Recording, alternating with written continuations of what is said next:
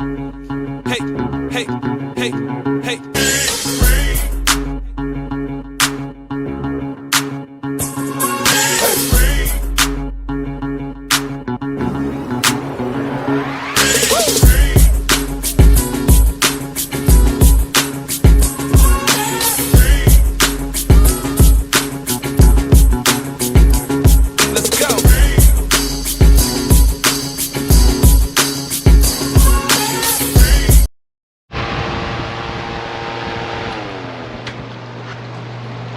What's going on, YouTube? This is your boy Cornell, the Tech Savvy Rider. Hey, the first thing I want to do is apologize. It's been a minute since I posted my last video. I was on day 4 working on Deathstroke, and I actually took sick and didn't realize I had caught COVID. So I want to apologize to everyone that came down to visit and I wasn't able to see you. My boy Teaspoon from Mississippi, man, I really wished I had got a chance to meet you, see you again. So I'm apologizing to you now for not being able to see you due to me being sick. The sad part about the whole thing, guys, I didn't even know I had it. I had COVID. In fact, when I was told that I had it, I was just getting over it, and the symptoms, the only symptoms that I had remaining was I was losing my voice from all the coughing that I had been doing. So my voice had got very weak. COVID had passed, and I was just not realizing that I had COVID during that time. And I'm out here working on Deathstroke, trying to put it together. But like I said, when I started getting help, especially from a neighbor, it had already passed, so I didn't give it to anybody or pass it on. So I'm gonna get off of that soapbox and say, hey, I apologize to everybody that for delaying these videos. I know you're looking forward to me finishing it up, but meanwhile, while I was out, I stayed home. And I couldn't go back to work until I come up with a positive reading, a negative reading for COVID in order for me to go back to work. So I was out for 4 days, 4 or 5, where I was out for almost 2 weeks. A 2-week time frame, and during those 2-week time frame, I was able to complete day 5, day 6, day 7, day 8, day 9, and day 10 for as putting Deathstroke back together. On day 5, I was finishing up the wiring. So I'm gonna go over everything step by step on what I had accomplished while I was being stuck at home trying to get better. So no further ado, I'm gonna go ahead and give you everything that I have done, I have completed. And after I get through going over step by step of how I did everything, I'm gonna shut off the video and then add a few lights, and I'm gonna end up doing a test run. That test run would be the first thing, will be my first time of seeing how the lights turn out, just along with you all while I'm recording it. So whatever happens, you're gonna see exactly what is going on. If I made a mistake, you're going to see it. If something went wrong, the lights are not working, you're going to see it just the same time as I do. So I'm not going to hide anything from you, because I don't want anybody to think, oh, he didn't do it, or whatever the case may be, you know how some people are. There is one thing that I know I made a mistake on, and that was day 2 of going over the wiring for the wiring harness, the sub harness and the wiring harness that I was extending out to the front. I was going over the color codes for the sub harness and the color codes for the wiring for the Rollin lights. Everything was perfect except for one thing. I got to a white wire that was coming from the sub harness that is a ground, okay? Because the Rollin setup did not need that ground wire. I simply threw it over to the side because I didn't need it. It wasn't a so-called mistake. I just realized that the Rollin eyes didn't need that particular negative wiring, so I threw it off to the side. So it's more of, I knew I didn't need it, but I didn't know I needed it. I'll put it like that. So I'm finna start off from day 2 of telling you where I messed up, so I can go from there and give you all the way up to day 10. Today is day 11. When I finally test the lights, it'll be day 11, but I'm gonna put it all on this video. So y'all need to bear with me, because this is the most important part of this whole installation of how I actually wired DaierTek the Slingshot to accept Rollin eyes light set that I'm currently installing. So on day 5, going back to day 2, the white wire that I was telling you all about, luckily when I wired my bike coming from up under the fin, I wired the wire going back up under the Slingshot. So lucky for me, when I wired it, I had loomed it all, and this is the loom that I had did. Let me try to get some light up in here. This is the loom that I had did for the wiring to extend the cabling that I had done to run all the cabling up to the front, because now I'm going to put my Rollin eyes controllers in the front instead of the back like I was originally planning to do.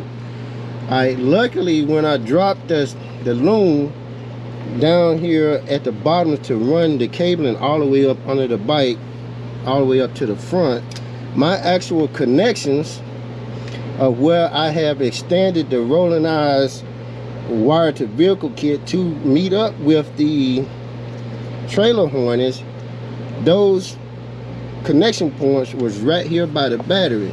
So lucky for me, I did not have to go through and take off the saddlebags and the rooftop all over again just so I can get up under that fin. I got lucky.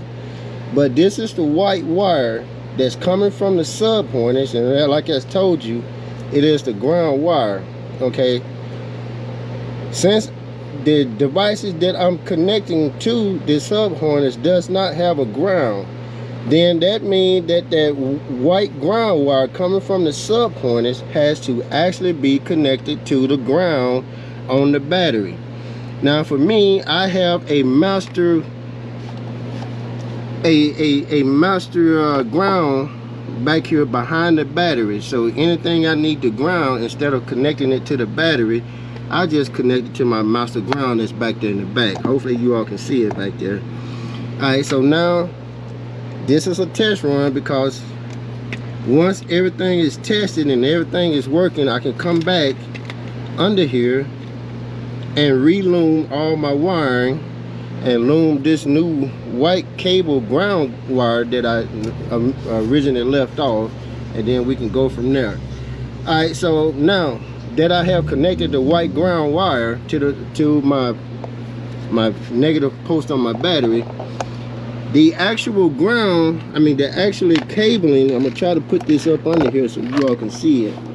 I can't get up under here because I don't have it lifted, but I'm gonna try to stick this up under here, the camera up under here, so you all can see it.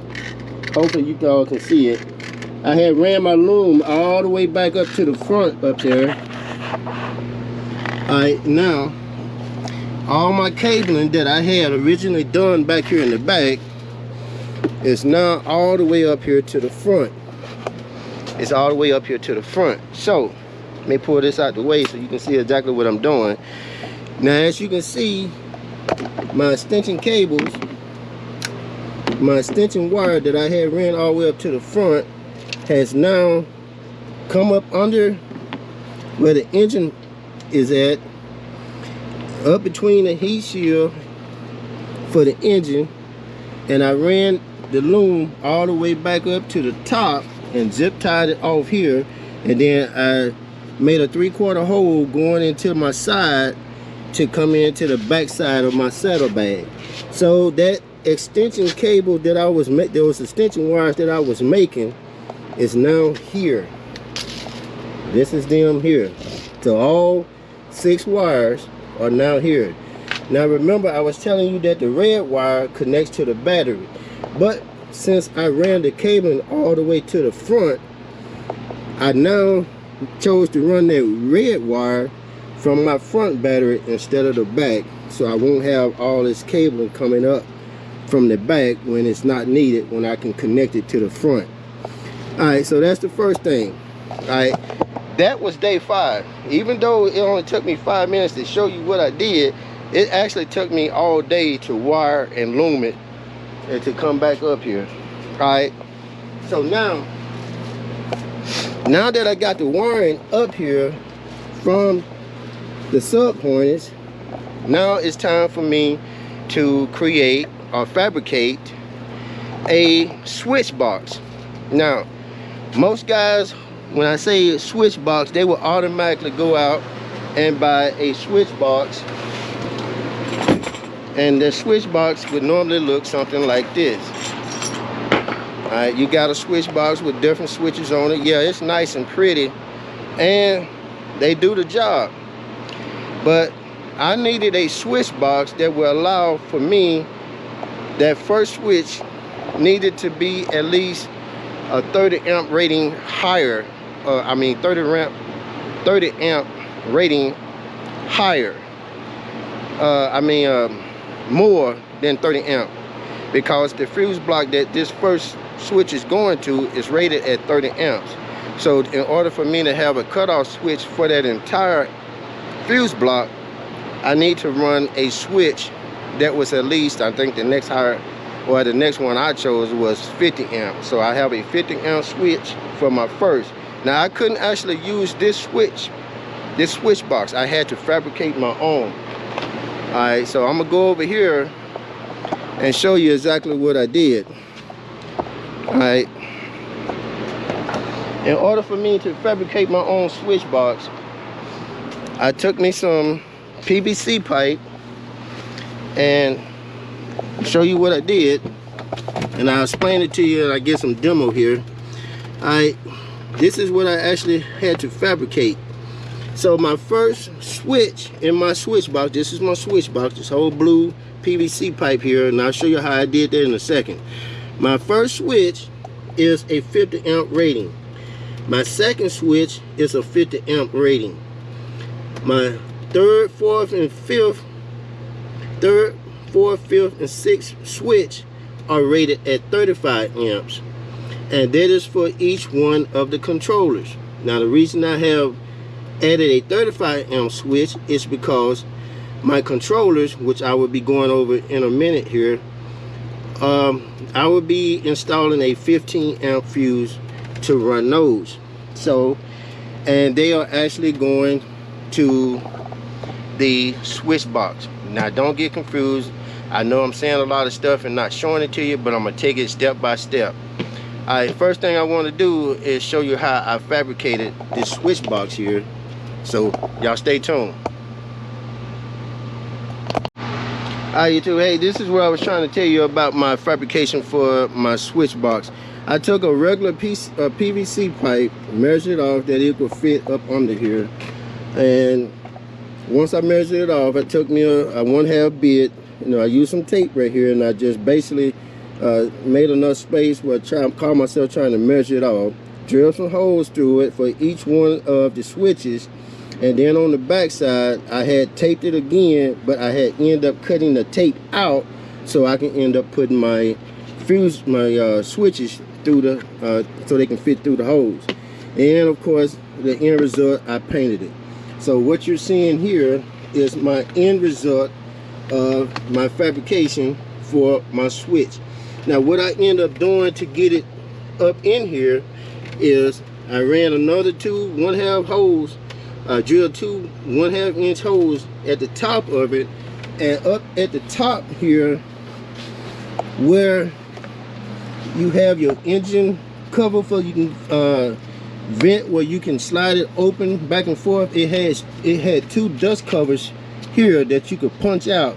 So that's why I ended up running the holders, the screws that's holding my fabrication of my switch box That's why I hold them. I didn't have to drill no holes in it or nothing. I just punched out the ones that was here and ran some screws up through it, and that's exactly what I did. Okay, now, so that was day 6 of making the fabrication for this switch box, Now, the wiring, what I end up doing is, of course, the switches are turning off something, right?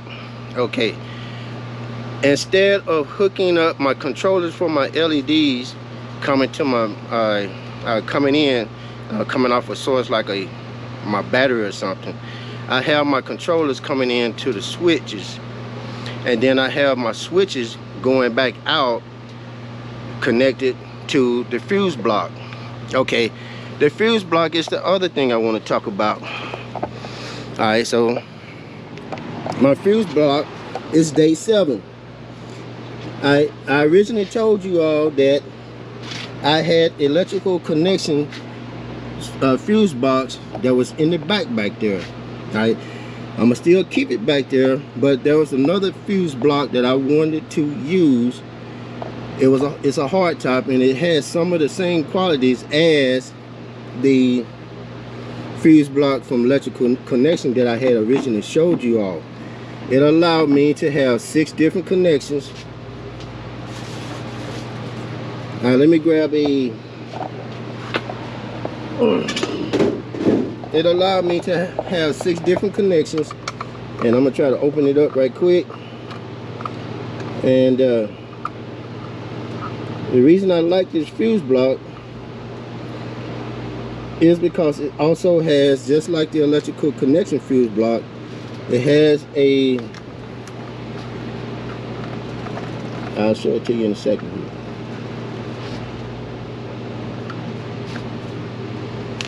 So you can see the name of this.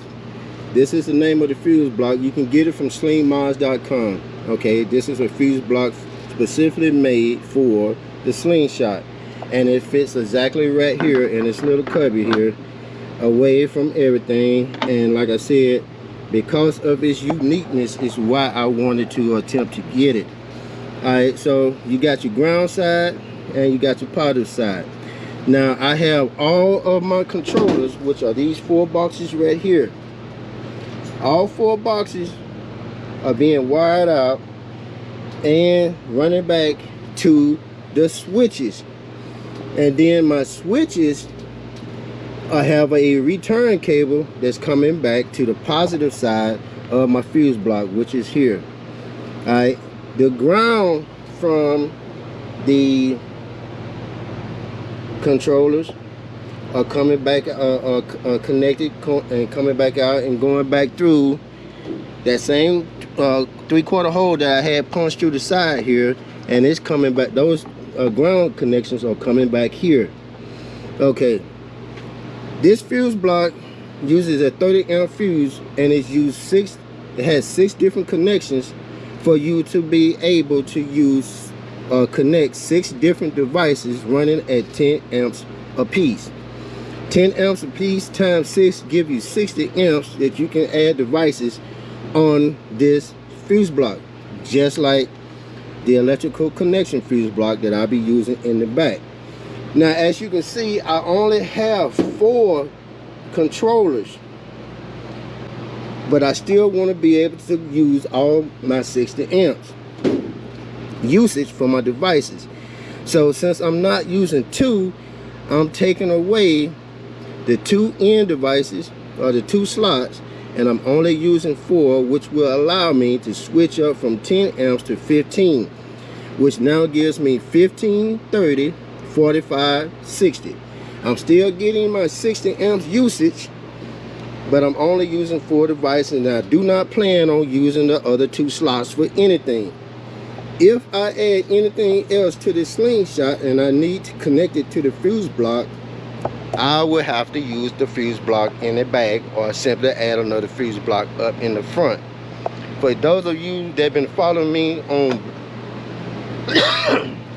on Black Flash, you know, Black Flash the Gold Wing, you know that I have a total of 4 fuse blocks on black flash. And that stroke here will probably end up getting close to it. So far I'm running one for the controllers for the lights, and I will have another one in the back for the second, down at the back there with the second battery. Now the biggest thing I want to bring up about this whole thing, when it comes to your fuse blocks, making your switches, fabricating a switch block, adding a fuse block, and adding your controllers, you really need to take your time, because this is a one shot, one kill. If you got one wire going the wrong way, or if you're not paying attention to what you're doing, you can easily burn up all this equipment that you purchased, which is not cheap. So you really have to be careful. What I have done to prevent me from doing anything is I will make the connections for my switch box, my fuse blocks, and my controller, and I will leave I will have nothing going to the battery. I will have no fuses in the fuse holders, just so I can make sure I get all my connections good to go and tight. Now once that is done, I'm gonna attempt to do a test run by adding 4 lights to one of the controllers here. Now as you can see, I have 4 controllers. Controller 1 here will probably be my wheels. Controller 2 here will probably be the lights in the front and the lights in the back. Controller 3 right here will probably be the lights on the left side front, left side rear, right side front, right side rear.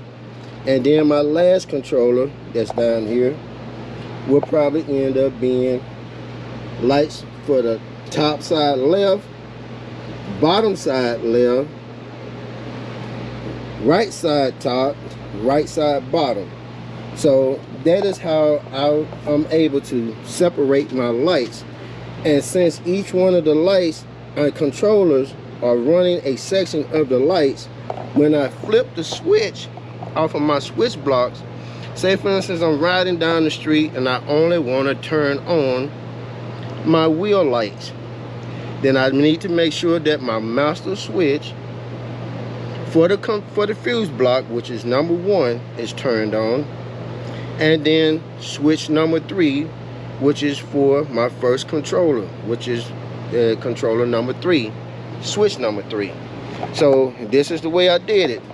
Master switch, the block, the fuse block is switch number 1.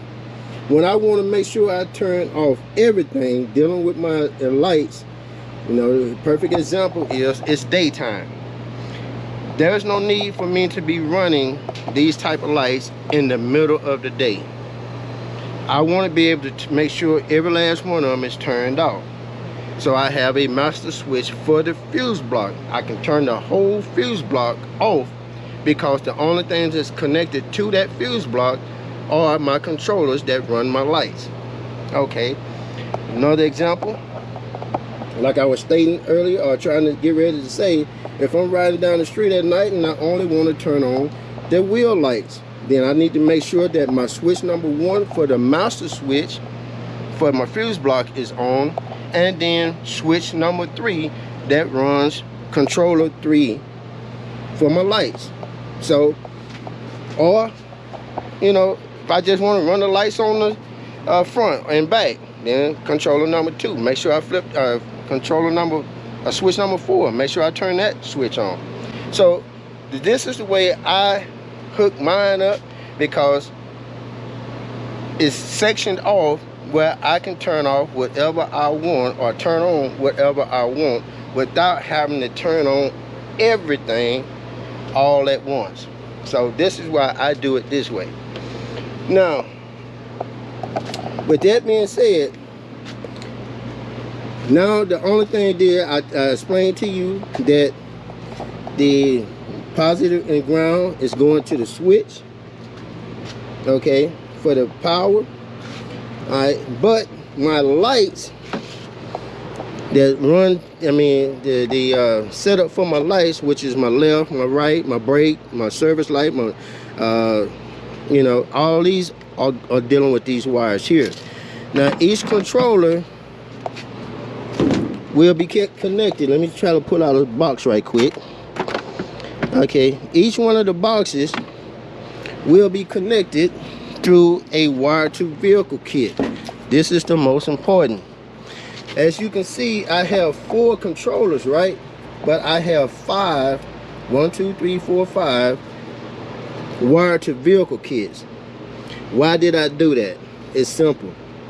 Anytime I get ready to add more lights, I don't have to go back and rewire anything, because my extra wire for my next controller is already integrated in the wiring harness that I'm creating here.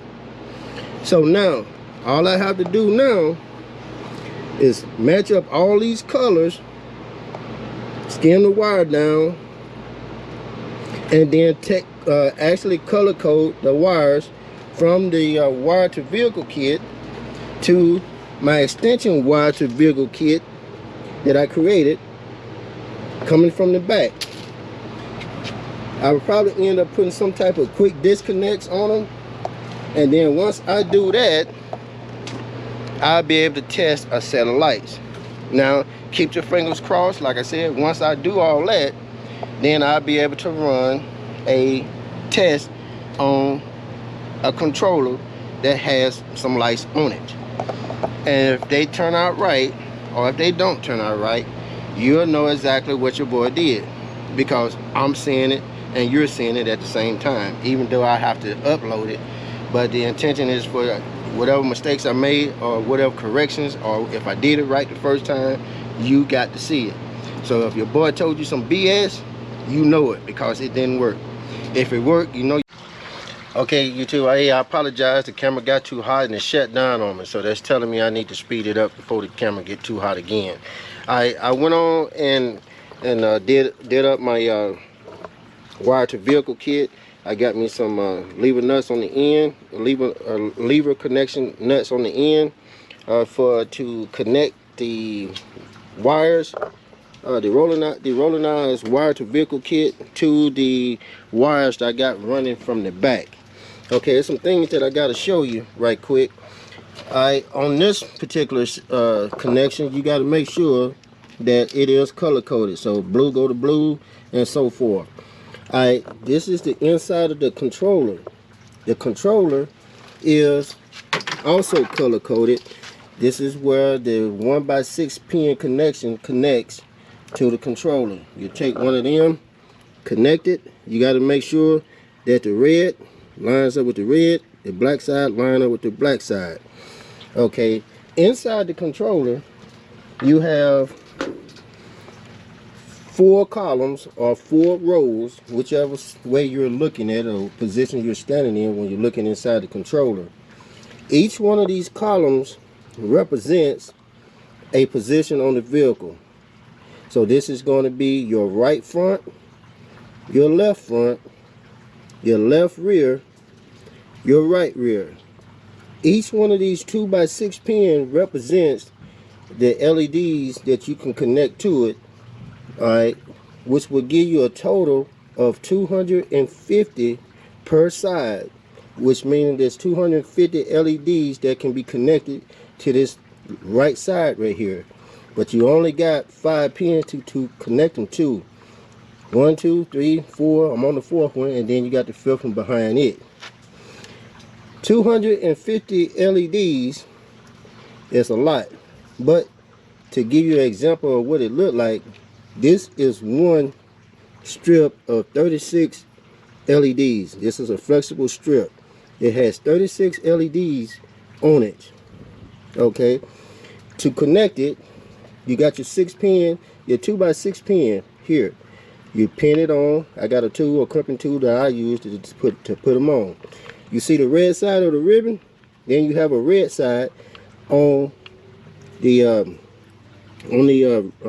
board where the ribbon will be connecting to. So you have to make sure that the red side lines up with the red side. Okay, whatever you do, Do not connect any of this stuff while these devices are receiving power. Disconnect or connect your devices when the vehicle is off and there's no power running to these boxes at all, because they are very sensitive and you can easily basically touch the wrong thing and burn them out. All right, before I go ahead and connect my Rollin eyes wire to vehicle kit, there's some other things I need to go over for you right quick, and then I will connect everything and then do a test run. The first thing that I want to go over is my fuse block. I failed to mention that this fuse block also has a positive connection that's going straight to the battery on a 30 amp inline fuse. It's got a VT virtual connection, which means it is your auxiliary. So when you turn the vehicle on, the fuse box will receive power once the vehicle is turning on. That's one thing that I like about both these fuse blocks is that I'm using. Once the vehicle is off, the fuse block is off, so the power to all the devices is off. You got a negative ground wire. This is this one here. I got it going to the sidewall or where the hood closes, and it's on this nut here. It's a very short cable. It's about maybe 6 inches long. I just tied it off and tapped it off to it right there. Now there's two other things I want to show you, and that is the 12 volt 30 amp inline fuse and where your auxiliary connection on the Slingshot. It's very important because it's not what you normally would see, because you're not going into your fuse box at all. Your auxiliary line, you inside your cab here, you have a cigarette lighter, okay, a cigarette light holder. It's not a cigarette lighter. All right, that connection is back here. You're going to take a connection, you're going to take the wire for your fuse block, and I probably got it running here. Here it is right here. I got it going. Let me see if I can hold the camera down there. I got it going to the, I tapped into with a posy tap connection, and I got it going to the gray and red wire. That's the positive side for the cigarette lighter, and it is also the auxiliary power for when the vehicle turn on. So you can tap into it and run it to your fuse block. Now the 30 amp inline fuse for the fuse block, I got it here. As you can see, I already got it loomed up. It's coming from the battery going to, this is the number 1. It's going to my number 1 switch, which is turning off the fuse block, and then from there it's going to my return wire, is going to my fuse block. So that is how I'm able to turn off the fuse block if I don't want any of the auxiliary or devices that I'm running, which are my lights. If I don't want any of it running at all, I have a master cutoff switch to turn it all off. All right, so now I have just covered everything dealing with how I connected the wiring, the switch box, the fuse box, and the controllers. Now all I got to do now is add my 6-pin connection from my wire to vehicle kit to my controller on this side, and then add all my color code wires from the vehicle, from the wires that I ran from the back to that side. I'm gonna turn off the camera. I'm gonna go ahead and connect those, and then once I finish connecting them, I turn the camera back on, and then I go through the steps of turning the Slingshot on and going through the process of getting the lights. So I want you to see what I see, and if I messed up, you see it too. If I did a good job, you see it too. So hold tight. Hi YouTube, I just finished connecting the controllers and the wiring for the wire to vehicle kit. This is what I was talking about. You got to make sure that now that you got to make sure that the color code is matching, blue with blue and so forth. I have my 6-pin connection connected to the controller. You got to make sure the red side and the red side line, the black side and the black side line, and you're good to go. So everything is now connected. So all I got to do now is get inside the vehicle and let's see what happened when I start it up. All right, first thing first, start up the vehicle. So let me get on the inside here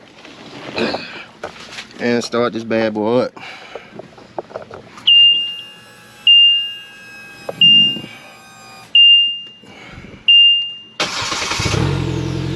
As you can see, when I turn the vehicle on, all the switches are off and there's no light showing. Okay, now I'm gonna turn on the master switch so the fuse box can be turned on. Okay, as you can see, I turned on the master switch for the fuse block. Lights are not on. That is the correct way to do it. That's the way I want it. Now I'm gonna turn switch number 3, which is a blue switch. It should be my first controller. Flip it on and my lights should come on. Okay, this is going to be the initial one, so that means I got to use my phone and control my lights. Give it the command. Okay, I'm going to say brake light, red. Okay. Now I gotta go through the motions. I just sent the program to my lights, so hit my brake light, hit my brakes. Alright, there's my brake light. Okay, so I'm good to go. Now I just changed it so when I hit my brake light will turn white. Get off my brakes, they turn back red. Okay, now my signal light, left turn signal. That is my left front and my left rear. Now my right signal. That should be my right front and my right rear. Okay, my 4-way. That should be all my lights. Okay, I already sent the program. I'm running the factory program for the colors on show mode. This is what I was talking about. Switch number 2 is for the turning from street mode to show mode. So I flip switch number 2, then I should start getting show mode on my LEDs. Now just imagine what you're seeing right now is all over the Slingshot. Wheels, front, back, left side, right side. When I hit the show mode switch, the effects of show mode kicks in. Now as I said before, this is a test run. But you get the idea. Now to come out of show mode and go back to street mode, I turn off switch number 2. I turn it back off. And I should be able to go back to street mode. God damn it, I'm good. Hey, my first connection for the Slingshot. This is a go. Everything is working. Hey, now it's time for me to put the rest of the stuff. Let me turn everything off so you can hear me. Turn off the lights. Turn off the master switch. Now turn the Slingshot off. Well, I'm so good I scare myself sometimes. Now, what you just saw was the test run for me to use 4 36 LED strips representing the left front, left rear, right front, right rear. Now, like I said, imagine that all over the vehicle is what I'm getting ready to plan on doing.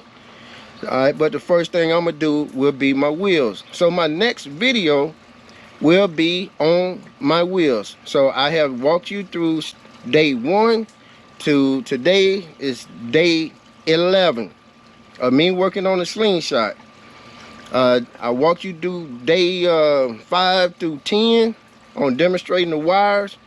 Day 11 is the test that I just performed, so I am complete. The only thing I got to do now is actually go back and loom everything up.